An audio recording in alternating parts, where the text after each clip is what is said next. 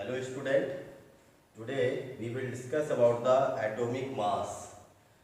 Atomic mass जैसे आप जानते हैं कि atom is the smallest individual particle of the matter.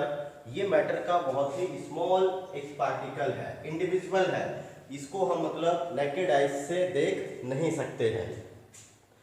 अब इस एलिमेंट इस एटम का हमें क्या करना है, मास फाइंड करना है। और तो जनरली ये पाया गया है कि its mass can not be determined even with the help of most sensitive balance. छोटे से छोटा यदि मान लीजिए मोस्ट सेंसिटिव जो बैलेंस है उससे हम किसी ये पार्टिकल या किसी एटम का मास फाइंड नहीं कर सकते हैं। डायरेक्ट मेथड इसका मास फाइंड करने का नहीं है। अब इसको कैसे फिर कैलकुलेट किया जाए, तो इसको कम करने के लिए हमें रिलेटिव मास की जरूरत पड़ी। मतलब हम एक एटम के मास को पहले एज ए रेफरेंस एलिमेंट या स्टैंडर्ड एलिमेंट के रूप में चूज करते हैं और उसी के मास से सभी के एटम के मास को कंपेयर किया जाता है। जैसे आप मार्केट में जाते हैं सामान खरीदने, चाहे वो फ्रूट सेलर हो या ग्रोसरी वाला हो या कोई भी हो, आप वहाँ से यदि कोई सामान खरीदते हैं तो वो क्या करता है, स्टैंडर्ड वेट और मेजरमेंट के अकॉर्डिंग जो वेट्स दिए गए हैं उसी के अकॉर्डिंग आपने जैसे मान लीजिए कि 1 किलो चीनी खरीदना है तो वो एक साइड में स्टैंडर्ड वेट रखता है 1 kg का और दूसरे साइड में चीनी आपको दे देता है। वहीं यदि आप बोलते हैं कि हमें 1 किलो चावल चाहिए है तो वही सेम वेट का यूज करता है और दूसरे तरफ चावल रख करके आपको चावल दे देता है। तो मीन्स जो स्टैंडर्ड वेट हो गया वो क्या हो गया, रेफरेंस वेट कहलाएंगे, क्योंकि उसके ही हमने कंपेयर करके उसी के द्वारा ही दिया है। तो यहाँ पर भी हम एटॉमिक मास जो है एक किसी एलिमेंट का, वो भी एक हम रिलेटिव एटॉमिक मास लेंगे, मीन्स एक दूसरे एलिमेंट के रिलेशन में। तो रिलेटिव एटॉमिक मास जो हम कंपेयर करते हैं वो कार्बन 12 के साथ कंपेयर किया जाता है। मीन्स जो कार्बन 12 एलिमेंट है, जिस कार्बन का मास 12 है, used as a reference element, उसको रेफरेंस एलिमेंट के रूप में यूज किया और इसको कार्बन के साथ हम दूसरे एलिमेंट के मास को कंपेयर करते हैं और उसी के द्वारा उनके एवरेज मास या जो रिलेटिव एटॉमिक मास है उनको कैलकुलेट किया जाता है। तो इन 1961 for a universally accepted atomic mass unit carbon 12 isotope, means carbon has 3 isotope having mass carbon 12, carbon 13 and carbon 14। Means एक एटम कार्बन का ऐसा है जिसका मास 12 भी है, एक का 13 भी है, एक का 14 भी है, लेकिन उसका जो हम रेफरेंस एलिमेंट के रूप में यूज करेंगे वो करेंगे सिर्फ कार्बन 12 का।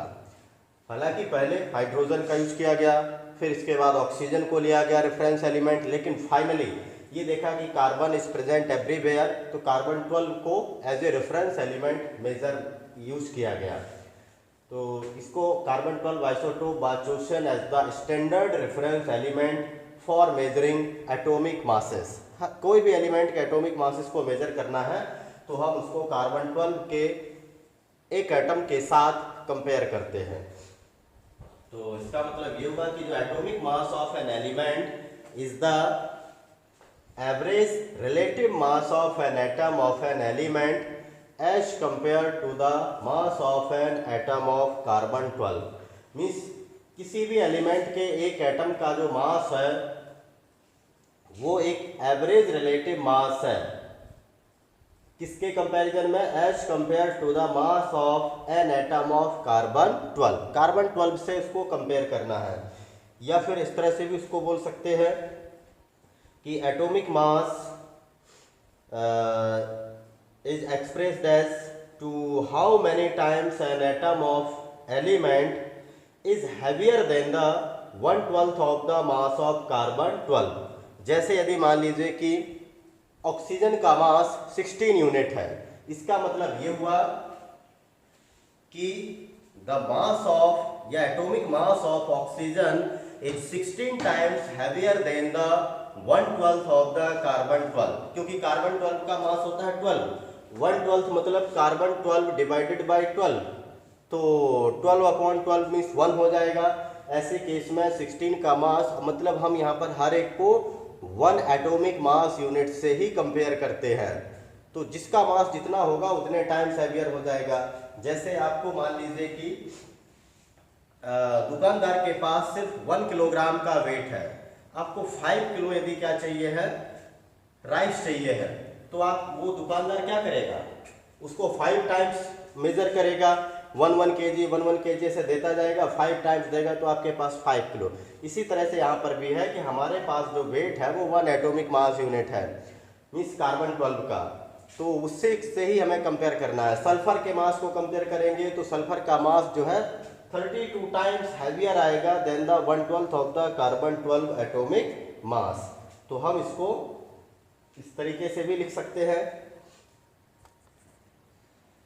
तो एटॉमिक मास को इस तरह से भी लिखा जा सकता है, मास of an atom upon 1/12 mass of A carbon 12। 1/12 of A mass of carbon 12 का मतलब है यहाँ पर 1 एटॉमिक मास यूनिट। यदि 1 एटॉमिक मास यूनिट को डिफाइन करना है, means 1 atomic mass unit is the quantity of mass equal to 1/12 of the mass of an atom of carbon 12। कितना है, 1/12 of the mass of carbon 12 means 1/12 of carbon 12। Of का मतलब है यहाँ पर मल्टीपल से, तो ये मल्टीपल हो रहा है तो 1/12 into 12 इस तरह से भी लिख सकते हैं कार्बन 12। तो कार्बन 12 से 12 कैंसिल हो जाएगा तो यहाँ पर बचेगा 1 एटॉमिक मास यूनिट, या इसी को सिंपल यूनिट भी लिख सकते हैं। जो 1 atomic means it is the unit of atomic mass. Atomic mass का यूनिट है एटॉमिक मास यूनिट, एएमयू के रूप में लिख सकते हैं, या फिर सिंपली यू भी लिख सकते हैं। तो यू को हम सिंपल फॉर्म में लिख लेते हैं, जनरली यू का ही यूज करते हैं क्योंकि जो international union of pure and applied chemistry है उसके द्वारा यू को एक्सेप्ट किया गया है कि यू यूज किया जाएगा। अब जैसे आप यदि मान लीजिए कि मार्केट में जैसे कुछ भी खरीदने जा रहे हैं और जैसे हम बोले कि उसके पास स्टैंडर्ड वेट नहीं है तो क्या करेगा, कोई एक ही वेट को, जैसे मैंगो खरीदना है तो मैंगो में एक ही मैंगो को कोई कंपैरिजन करके दे सकता है। जैसे जिसको वो अंदाज लगा ले कि एक मैंगो का वेट लगभग यदि 150 ग्राम है तो उसी हिसाब से वह सभी के मैंगो को कंपेयर करके दे सकता है। इसी तरह से यहाँ पर है कि जितने भी एलिमेंट हैं उनमें से हमने कार्बन को चूज कर लिया एज ए रेफरेंस एलिमेंट, और वो रेफरेंस एलिमेंट का ही यूज किया गया बाकी के एलिमेंट के एटॉमिक मास को फाइंड करने में। तो अभी जैसे देखें कुछ एलिमेंट के एटॉमिक मास के बारे में, तो जैसे यहाँ पर देखें एटॉमिक मास है, हाइड्रोजन का एटॉमिक मास जैसे 1 यूनिट होता है, ये सभी यूनिट में इसको लिख लेते हैं। हीलियम है, हीलियम का मास होता है 4 यूनिट या 4 एटॉमिक मास यूनिट। इसका मतलब ये हो गया कि जो atomic mass of helium is 4 times heavier than 1/12 of the mass of carbon 12। Boron है, बोरॉन का मास 11 होता है, कार्बन का मास 12 होता है, nitrogen has 14 unit mass, oxygen also has 16 unit mass, sodium का मास होता है 23 यूनिट, मैग्नीशियम है, मैग्नीशियम का एटॉमिक मास 24, एल्युमिनियम है 27 यूनिट, सल्फर है 32, क्लोरीन है 35.5। ये पॉइंट में है, एक्चुअल में ये एवरेज एटॉमिक मास होता है। तो अधिकतर एलिमेंट के हम एवरेज एटॉमिक मास को ही पढ़ते हैं, जहां पर एलिमेंट का मास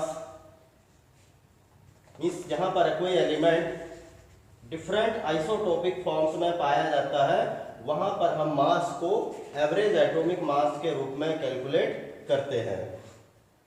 कैल्शियम है, इसका मास 40 यूनिट, आयरन है, इसका मास 56 यूनिट, पोटेशियम 39, कॉपर 63.5। तो इस तरह से ये कुछ एलिमेंट के मासेस हैं जिसके बारे में हमने देखा। और भी आप पीरियोडिक टेबल जब देखेंगे वहां पर 118 एलिमेंट्स आपको मिलेंगे। उन 118 एलिमेंट्स में से हमको जितने भी आप एटॉमिक मास लर्न कर सकते हैं उसको लर्न करना है।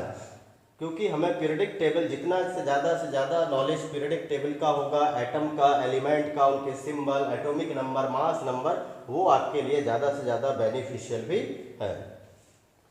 अब ये है कि ये एटम बहुत ही स्मॉल होता है, तो क्या एटम इंडिपेंडेंट बॉडी है? नेचर में एटॉमिक फॉर्म में एलिमेंट पाए जाते हैं।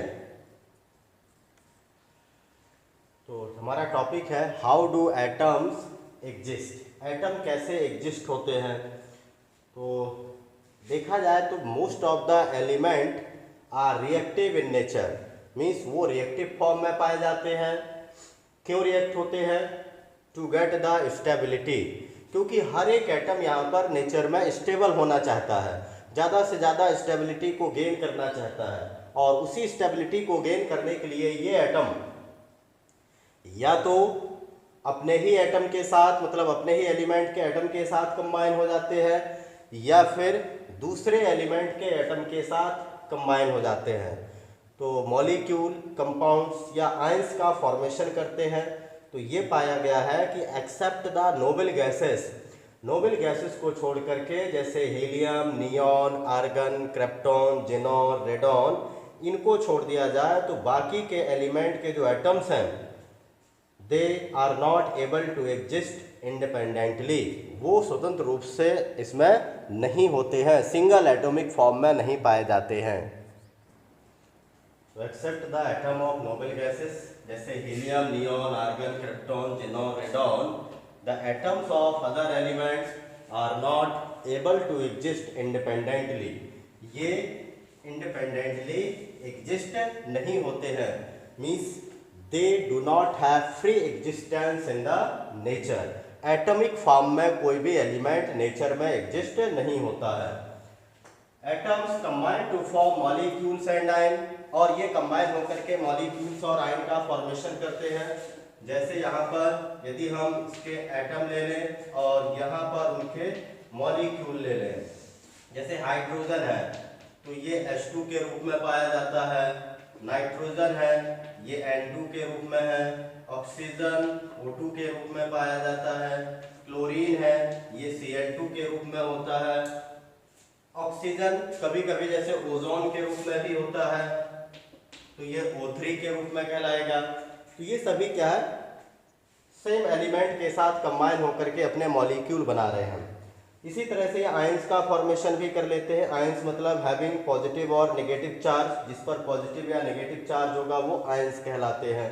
हम अभी इसको बाद में पढ़ेंगे, मॉलिक्यूल भी पढ़ेंगे और आयंस के बारे में भी नेक्स्ट वीडियो में इसके बारे में हमें डिस्कस करना है। तो इस तरह से डिफरेंट एटम्स, मीन्स ये एटम सिंगल एटम के रूप में नहीं होता है, जबकि ये गैसेस को देखा जाए तो ये सभी सिंगल एटम के रूप में होते हैं। और जब ये मॉलिक्यूल, फिर यही मॉलिक्यूल आपस में कंबाइन होते हैं या आयंस कंबाइन होते हैं टू फॉर्म मैटर, फिर वो मैटर बनता है जिसे हम फील कर पाते हैं, देख पाते हैं।